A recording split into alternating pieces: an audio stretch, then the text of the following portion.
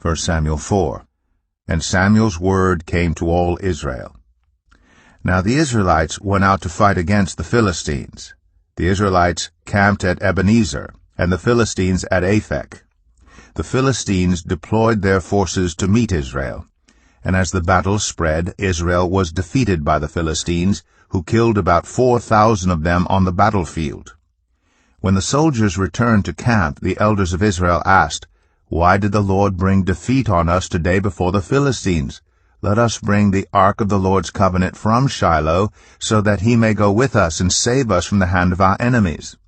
So the people sent men to Shiloh, and they brought back the ark of the covenant of the Lord Almighty, who is enthroned between the cherubim. And Eli's 2 sons, Hophni and Phinehas, were there with the ark of the covenant of God. When the ark of the Lord's covenant came into the camp, all Israel raised such a great shout that the ground shook. Hearing the uproar, the Philistines asked, "What's all this shouting in the Hebrew camp?" When they learned that the ark of the Lord had come into the camp, the Philistines were afraid. "A god has come into the camp," they said. "Oh no! Nothing like this has happened before. We're doomed.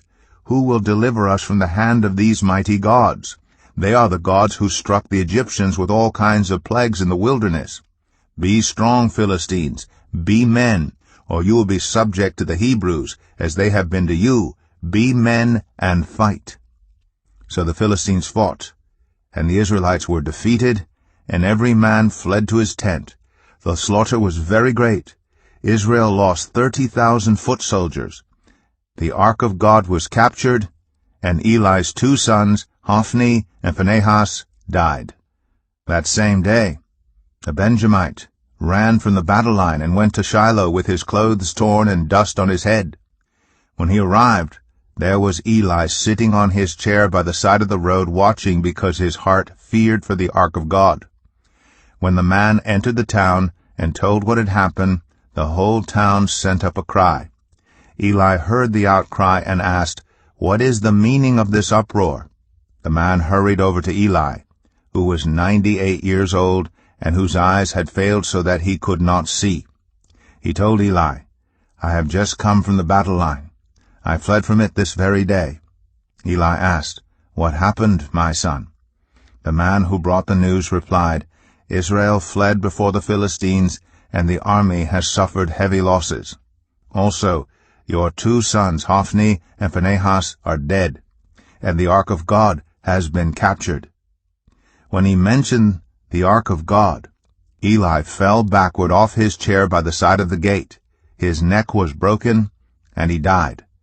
But he was an old man, and he was heavy. He had led Israel 40 years. His daughter-in-law, the wife of Phinehas, was pregnant and near the time of delivery. When she heard the news that the ark of God had been captured, and that her father-in-law and her husband were dead, she went into labor and gave birth, but was overcome by her labor pains. As she was dying, the women attending her said, "Don't despair. You have given birth to a son." But she did not respond or pay any attention. She named the boy Ichabod, saying, "The glory has departed from Israel," because of the capture of the ark of God and the deaths of her father-in-law and her husband. She said, "The glory has departed from Israel, for the ark of God has been captured."